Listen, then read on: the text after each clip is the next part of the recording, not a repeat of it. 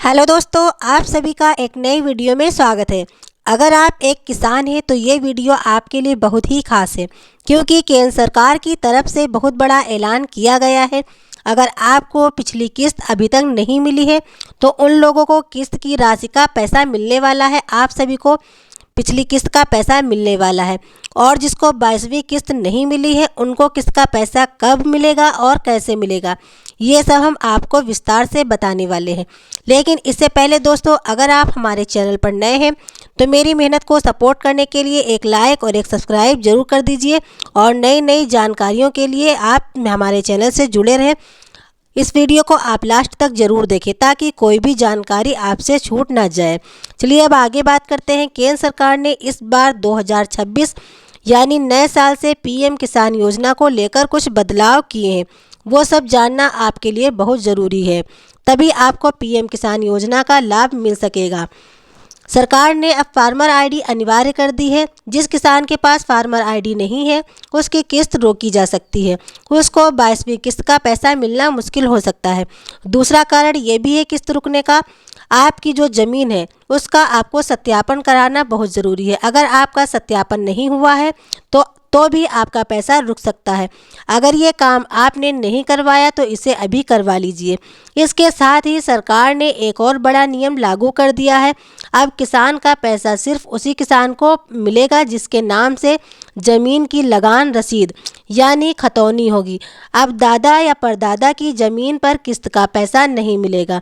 जो ज़मीन आपके नाम है उसी ज़मीन पर आपको किस्त का पैसा दिया जाएगा, और अगर ज़मीन आपके दादा या परदादा के नाम है तो उस ज़मीन को मार्च 2026 से पहले आपको अपने नाम करवाना बहुत ही ज़रूरी है। इसके साथ ही सरकार ने एक और अपडेट दी है कि ऐसे लोगों को पीएम किसान सम्मान निधि योजना से बाहर कर दिया जाएगा जिनके पास 2 हेक्टेयर से ज़्यादा ज़मीन है, जिनकी पेंशन राशि 10,000 रुपये से ज़्यादा है, जो इनकम टैक्स भरते हैं, सरकारी नौकरी पर है, जिनके घर का कोई भी सदस्य सरकारी नौकरी पर है उसको भी इस योजना से बाहर किया जाएगा, जिनकी ज़मीन उनके नाम पर नहीं है, जिनकी ई-केवाईसी नहीं है, बैंक खाता डीबीटी से लिंक नहीं है या फिर आधार से लिंक नहीं है, मोबाइल नंबर एक्टिव नहीं है, फार्मर आईडी पूरी नहीं है। अगर आप भी चाहते हैं कि आपको इस बार किस्त का पैसा ज़रूर मिले तो आपको ये काम करने होंगे जो हमने काम अभी बताए हैं। इसमें से अगर कोई भी काम आपका अधूरा है तो वो काम आप कर लीजिए ताकि आपको आगे किस्त का पैसा मिलता रहे।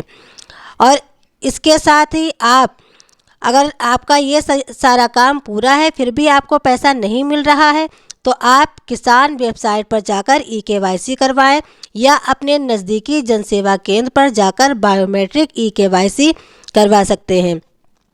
और जितने भी अभी ये कारण बताए गए हैं किस्त रुकने के, इनमें से सभी नियम और शर्तों का पालन करना बहुत अनिवार्य है, तभी आपको किस्त का पैसा मिलता रहेगा।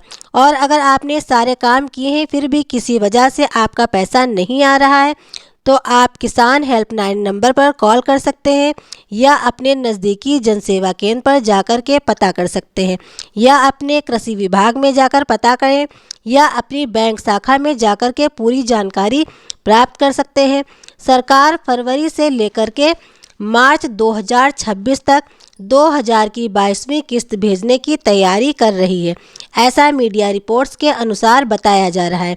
तो आप अपने सारे रिकॉर्ड अपडेट रखें ताकि इस बार आपका पैसा रुके ना, और सरकार जैसे ही निर्देश जारी करे किस्त का पैसा भेजा जाए आपको भी आपके खाते में पैसा ट्रांसफ़र कर दिया जाए।